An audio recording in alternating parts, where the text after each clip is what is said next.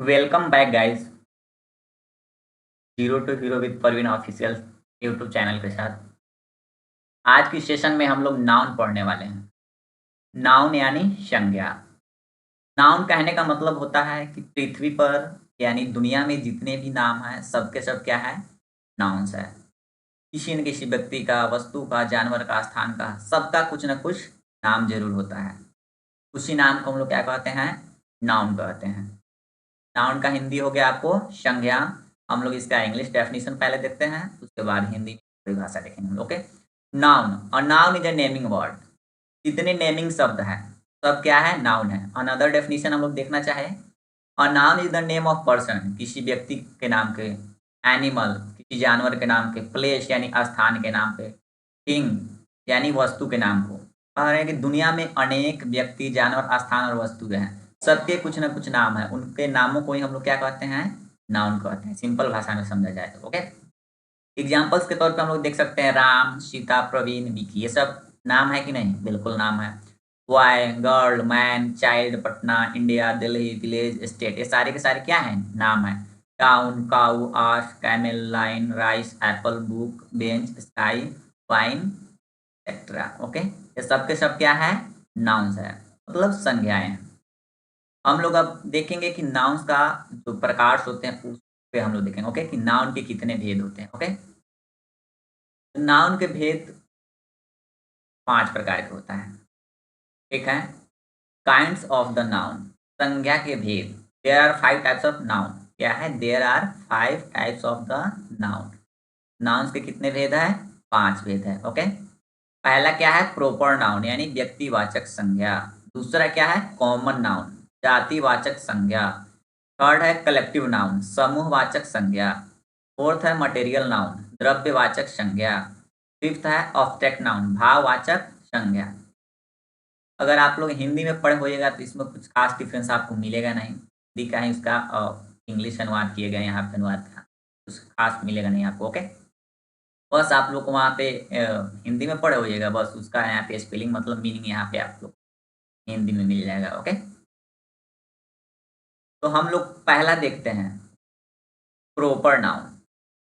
Okay, यानी व्यक्तिवाचक संज्ञा।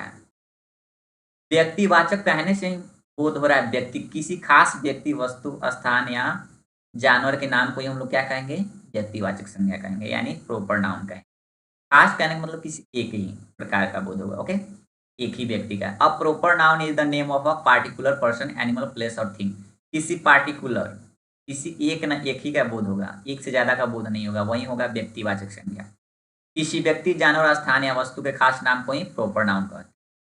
जैसे महात्मा गांधी एक ही है, पटना एक ही है, इंडिया एक ही है, गंगा नदी एक ही है, मार्च महीना का नाम एक ही है, मंडे दिन का नाम मंडे एक ही है, ताजमहल क्या है, धरोहर है, ये भी एक ही है। सबका नाम है कि नहीं, किसी एक ही है। ताजमहल एक ही होगा, मंडे जब भी आता होगा एक ही है, मार्च एक ही है, गंगा एक ही है। इस तरह करके किसी खास का नाम होगा, वो क्या हो गया आपका, व्यक्तिवाचक संज्ञा। ओके।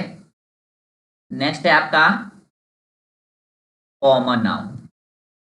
दूसरा नाउन क्या है, कॉमन नाउन यानी जातिवाचक संज्ञा। जातिवाचक कहने से ही बोध हो रहा है किसी न किसी जाति का। ओके, कि एक आदमी की बात करें लेकिन उसकी पूरी जाति का बोध हो जाए तो समझ लेना है कॉमन नाउन है।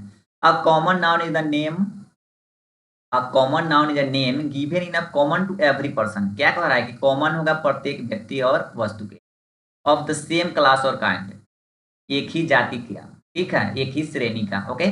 जिस नाम से किसी खास,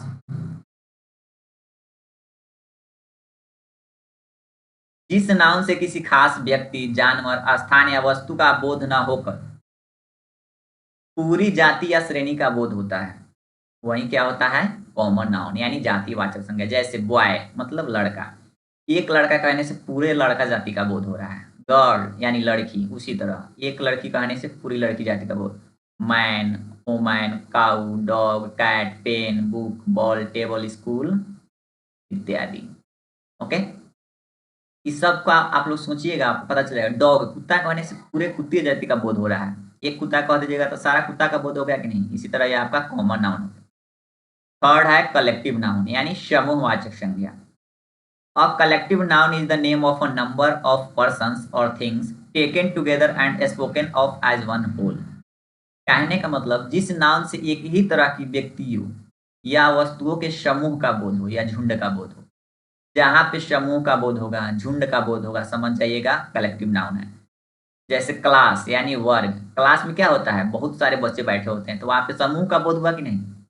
क्राउड, भीड़, कहीं पे मेला लगता है, भाषण होता है, वहाँ पे देखते हैं भीड़ जमा होता है, वो सब क्या है, कलेक्टिव नाउन के अंतर्गत आ जाए। आर्मी, सेना में देखिएगा, जब भी सेना के टीम को देखिएगा एक साथ रहता है, टीम क्रिकेट टीम हो गया या सेना किसी का टीम हो गया।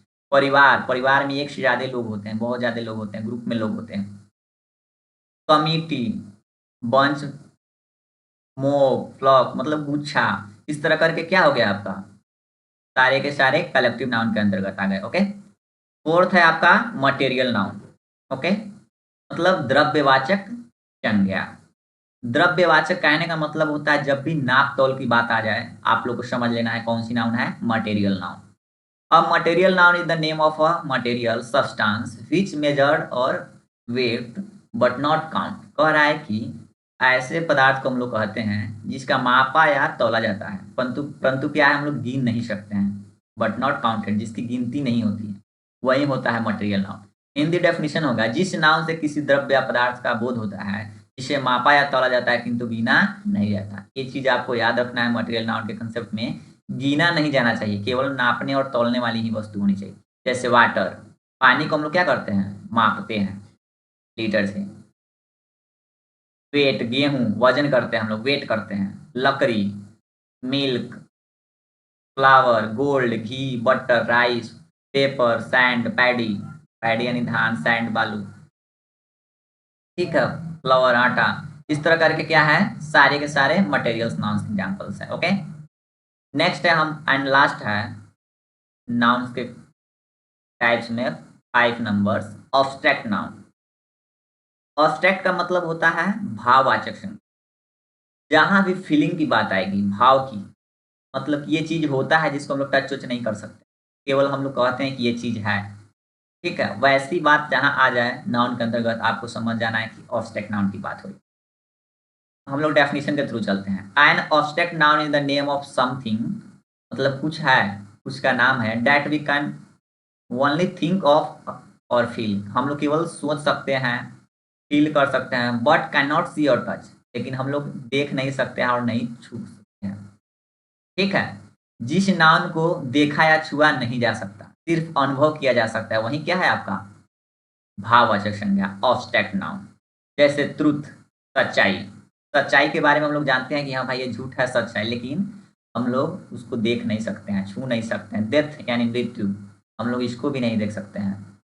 सोना, स्लीप, जगना सोना वाला, वो सोना नहीं, गोल्ड सोना नहीं। लव, प्यार, यूथ, जवानी, फ्रेंडशिप, मित्रता, चाइल्डहुड, बचपन, बॉयहुड, लड़कपन इत्यादि, ये सब क्या है, ऑब्स्ट्रैक्ट नाउन के अंतर्गत आते हैं। ओके।